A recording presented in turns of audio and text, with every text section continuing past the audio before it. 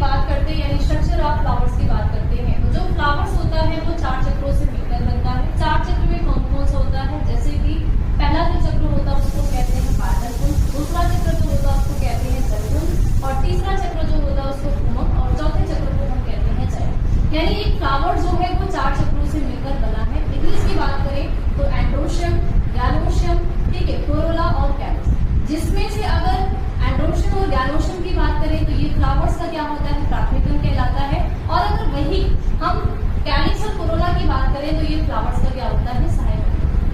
संरचना की बात करते हैं यानी स्ट्रक्चर ऑफ फ्लावर्स की बात करते हैं, तो जो फ्लावर्स होता है वो 4 चक्रों से मिलकर बनता है। 4 चक्र में कौन कौन सा होता है, जैसे कि पहला जो चक्र होता है उसको कहते हैं पार्टल कुंज, दूसरा चक्र जो होता है उसको कहते हैं जलकुंज, और तीसरा चक्र जो होता है उसको कुमक, और चौथे चक्र को हम कहते हैं चय। यानी एक फ्लावर जो है वो 4 चक्रों से मिलकर बना है। इंग्लिश की बात करें तो एंड्रोशियम, गैलोशियम, ठीक है, कोरोला और कैलस।